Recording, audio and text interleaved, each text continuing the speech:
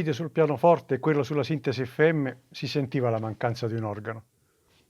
Ve lo dico subito, Modix e Montage non hanno un simulatore di organo, tipo Hammond per intenderci, ma usano suoni campionati, eventualmente processati da filtri, inviluppi, effetti, oppure suoni in sintesi FM.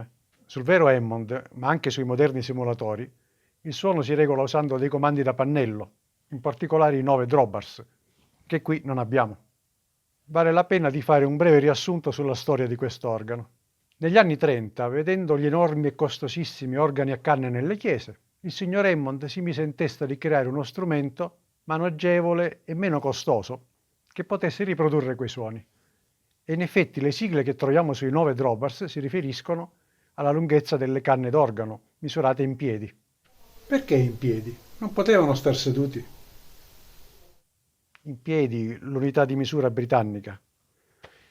Dicevo, anziché pompare aria nelle canne, quest'organo creava il suono usando un sistema elettromeccanico, cioè faceva girare tutte insieme decine di rotelle dentate, ognuna con un diverso numero di denti. Ogni rotella aveva un pick-up, tipo quello delle chitarre elettriche, che posto davanti ai denti in rotazione generava il suono per induzione elettromagnetica. Meno denti, note basse, più denti, note acute. Però quelli erano strumenti analogici.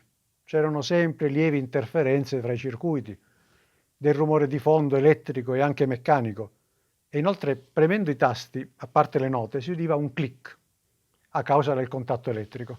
E la forma delle rotelle senza un taglio laser non poteva essere precisa. Quindi anche l'onda generata non era una perfetta sinusoide.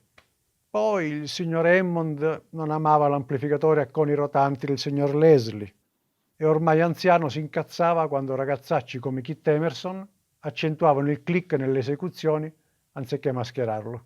Eppure tutti questi difetti sono diventati parte di quel sound. Hanno caratterizzato così tanto lo strumento da spingere addirittura gli ingegneri a riprodurli sulle attuali tastiere. Per chi non conosce i comandi dell'Hammond, ho sistemato e collegato qui sulla Modix un piccolo clone, il modulo Roland VK8M, che ho usato per tanti anni. In poco spazio sono concentrati i comandi principali. Diamo un'occhiata. Eccolo qui. Questi sono i 9 drawbars, ognuno ha la sigla che dicevo poco fa. Un attimo che lo appoggio. Alla pressione di un tasto, ogni drawbar genera una diversa frequenza.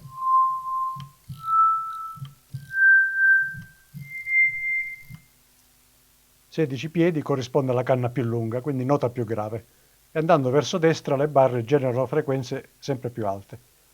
Unica eccezione, come i più attenti avranno notato, è la seconda barra, che andrebbe al terzo posto, ma il signor Hammond l'aveva messa lì perché in effetti genera un'armonica correlata alla prima barra. Rispetto agli organi a canne, qui si può regolare il volume di ogni drawbar, consentendo quindi milioni di combinazioni timbriche che molti organisti tuttora si divertono a creare in tempo reale mentre suonano.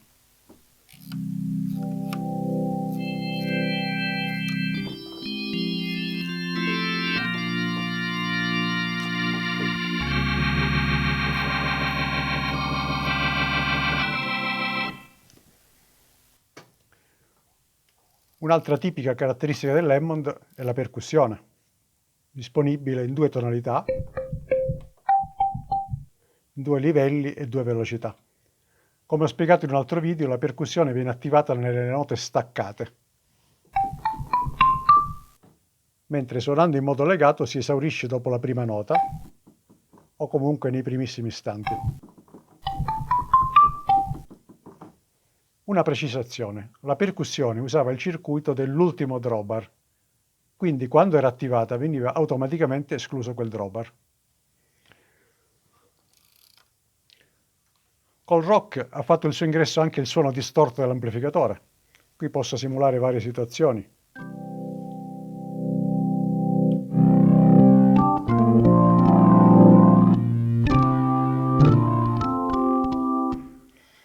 E anche diverse ruote tonali, il rumore di fondo, eccetera. Da pannello si può attivare il vibrato, e il chorus. Ci sono 3 per ogni tipo. E ovviamente abbiamo il comando per la velocità del Leslie.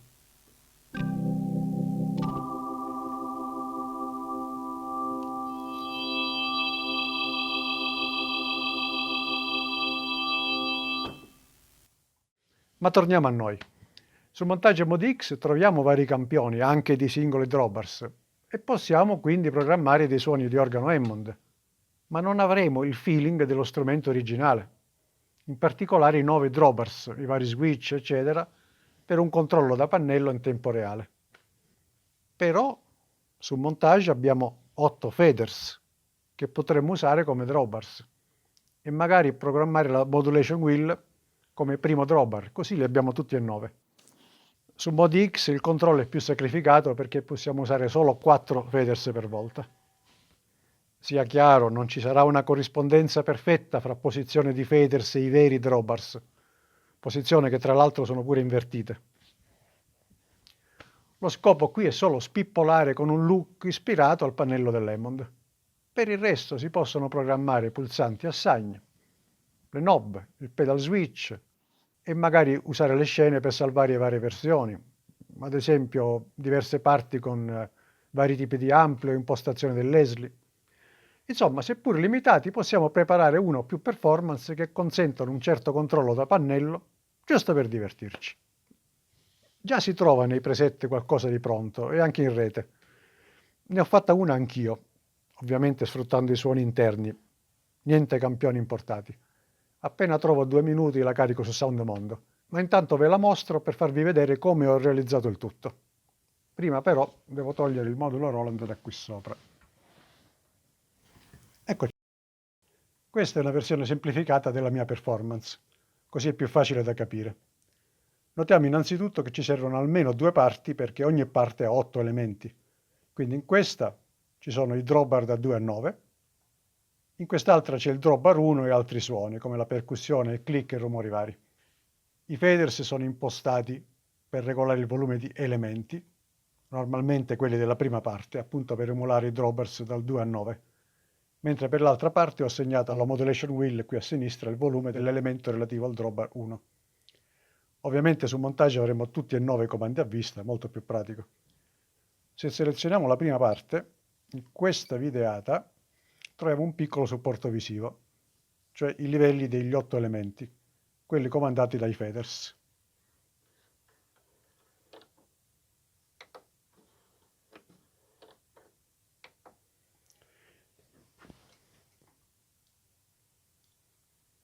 I 2 pulsanti assign attivano il Leslie e il chorus. Non ho considerato il vibrato perché non lo uso mai. Il pedale aziona la rotazione veloce del Leslie, ma solo finché resta premuto. Alle knob ho assegnato l'apertura di tutti i drawbars,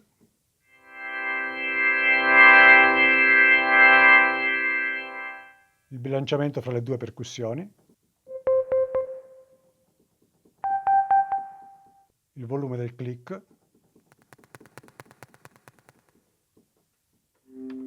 il distorsore,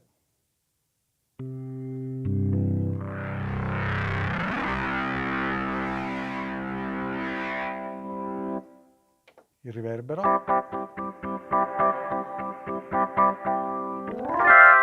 il tono generale,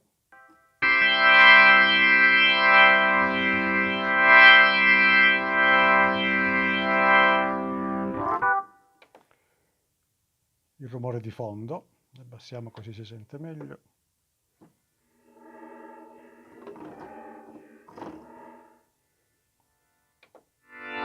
e poi la velocità del chorus, l'attivo così lo possiamo sentire.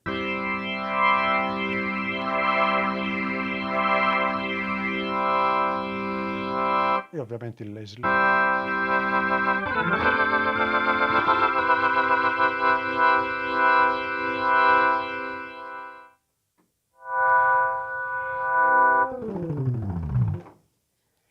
Molto utili le etichette come riferimento. Una chicca. Avevo detto che attivando la percussione sull'Hammond vero viene escluso il drawbar 9. Per mantenere questa caratteristica ho programmato la knob in modo che spostandola verso sinistra o destra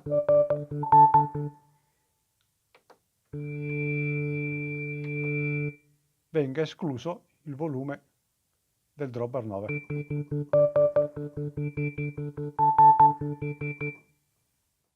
Se non sapete come programmare manopole e interruttori per controllare i vari parametri, date un'occhiata al video che avevo postato su questo argomento. Intanto vi faccio vedere degli esempi con questa performance. Ho scelto alcuni brani. Per ognuno preparo il suono al volo e suono qualche nota. In qualche brano ho già una base e ci suono sopra.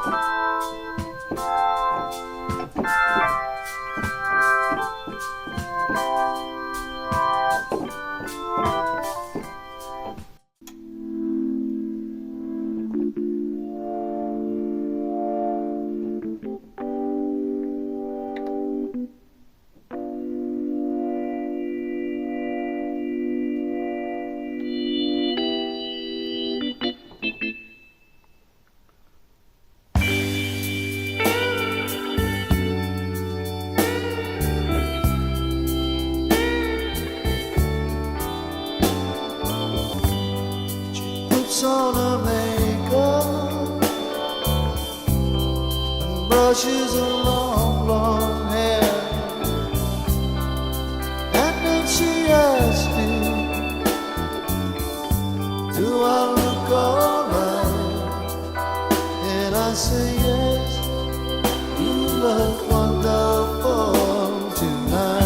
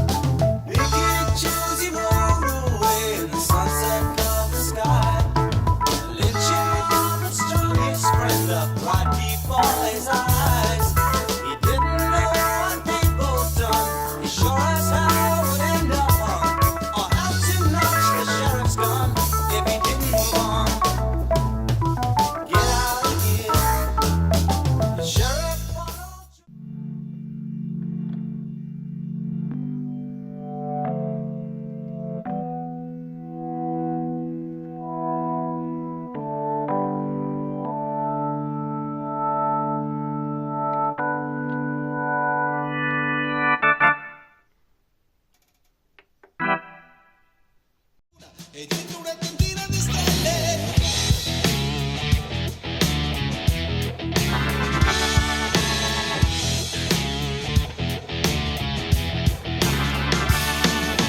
voglio vederti ballare senza tabù, ballo che strappano tante, fanno di più.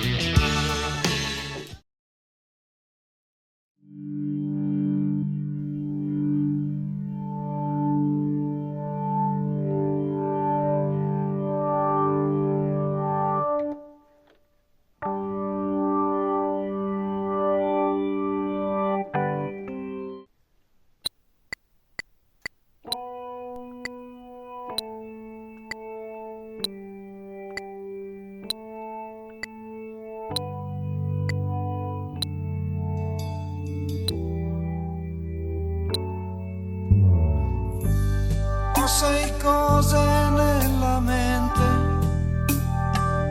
e tu non ci sei più, mi dispiace.